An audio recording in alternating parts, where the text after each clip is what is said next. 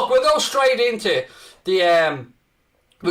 the player ratings, and I'll go through them one by one. I'm going to ask you guys for your man of the match in the chat as well. Alisson Becker, I'm going to give the big man a solid 8 today. He didn't have too much to do, but when he did it magnificently well as always. Made a couple of decent saves, and the only reason it's only an 8 is because he wasn't kept that busy. Great to have him at the club till 2027, so Ali gets a solid 8 for me today. Next up, this young man, Trent Alexander-Arnold, just keeps getting better. A little bit of a doubt about him last year. Some couple of people moaning, will he make the England squad, won't he? Us Liverpool fans don't care. We know what we have in Trent Alexander-Arnold. Signed a new contract at the club recently as well. Nothing but positivity. Trent today was involved in a lot of good stuff, but as can happen with Trent, the way we attack, he can be caught out of position. It did happen down the left side at one point, but I still don't really think he put a foot wrong, so I'm giving Trent a solid 7 today. Next on the list, Baby Giraffe, as we lovingly refer to him as, Joe Matip.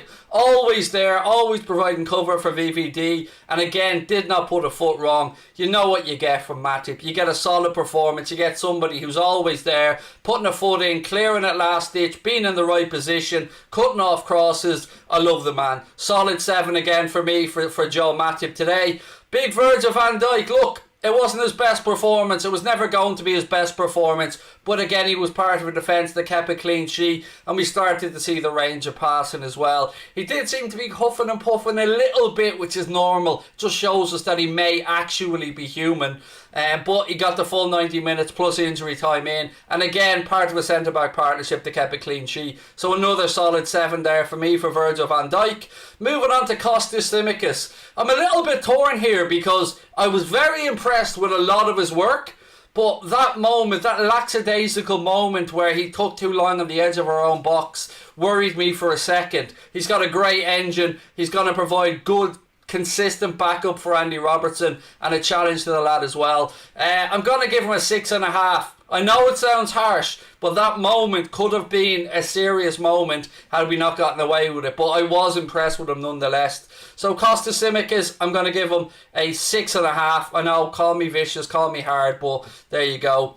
Next one, Naby Keita. Somebody who is Mr. Pre-season, somebody who we all want to do well. And I think today he went a little bit under the radar, if I'm being honest with you. He was always available, always showing, always doing Naby Keita things, getting onto the front foot, trying to dispossess them high up the pitch. He was doing what I expect from Naby Keita. All that was lacking maybe was a little bit more of a break into the box. But solid 7 for Naby Keita for me today. I thought he did very well. And yeah, happy to have him back in. Happy to see him make most of the game. I know he was brought off for Harvey Elliott at the end. So a good solid 7.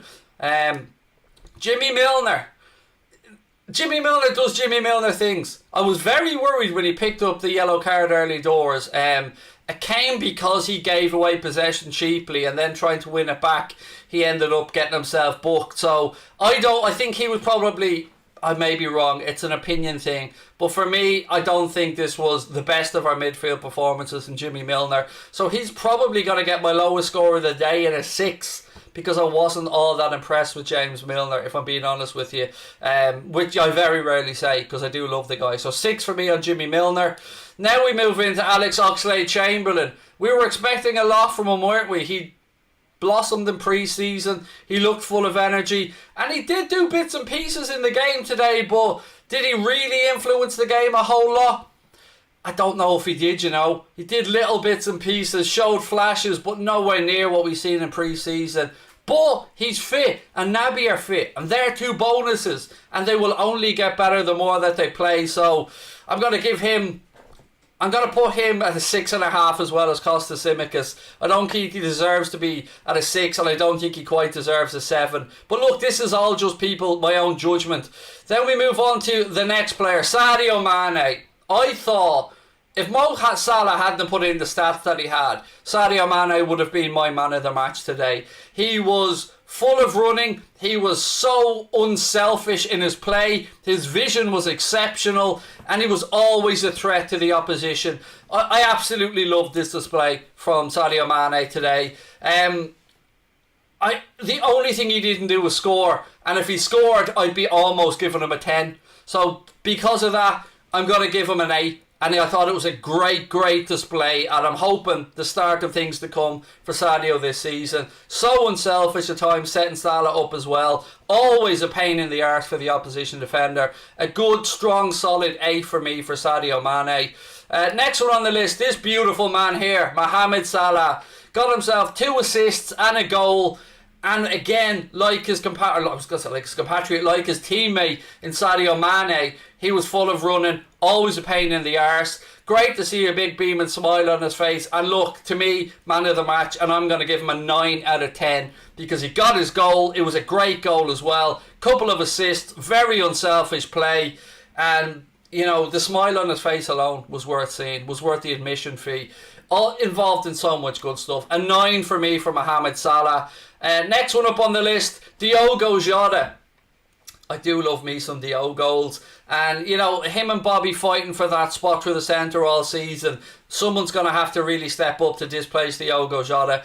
I thought he was really good. Got a sniff of a chance for the goal. Just a sniff. And he was in the right place. And it was his own cleverness to follow in, to gauge that touch from Mohamed Salah, that he was there to finish. So I'm going to give him an 8 as well. I thought it was a good display from Diogo Jota.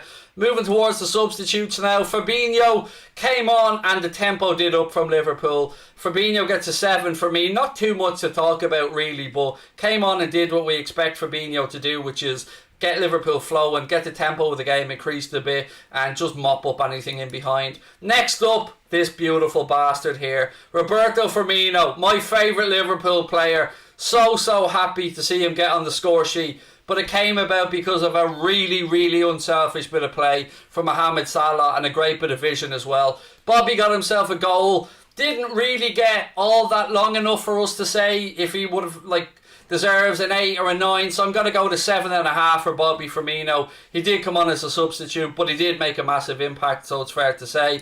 And Harvey Elliott, I find it really hard to judge. He only came on for 8 minutes, so it's very hard to gauge what a player did in 8 minutes plus a couple of minutes of stoppage time. So just because we love him so much, we're going to give Harvey Elliott a solid 7.5.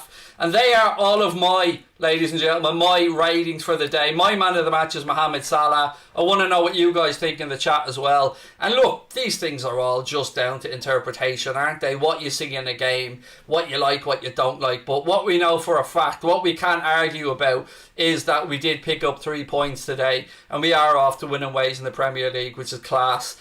Yeah, I was happy to see Elliott get minutes as well. I should point that out. I was a little bit worried as the subs were being made that we wouldn't see him get some minutes, but I think it does show that Jurgen Klopp has Elliott as part of his plans for the season ahead. And yeah, bright start. I was worried after seeing Brentford last night.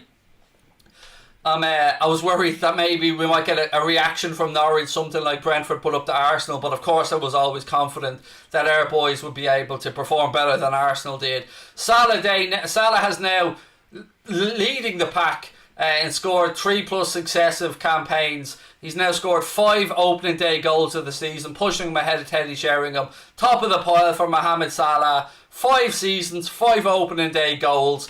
And he just gets better and better, doesn't he? And it would be a brave man to get against Mo, to bet against them, I should say, to be in the Golden Boot race this season. I know I certainly wouldn't be putting any money against them. Late night agenda after this. No, but Jack